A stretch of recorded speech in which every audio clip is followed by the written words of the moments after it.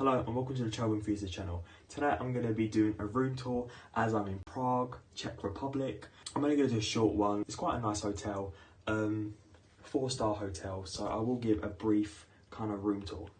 Okay, so these are just like towels, flannels, soap, shower gel, stuff like that. And then a sink, toilet, and then shower.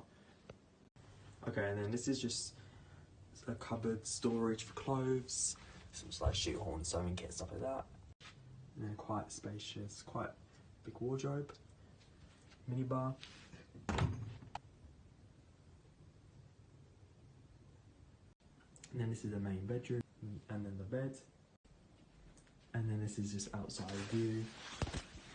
It's kind of just of like the city, which is quite nice. I hope you enjoyed this video. Please give it a thumbs up. If you're new to the channel, please subscribe. Thank you.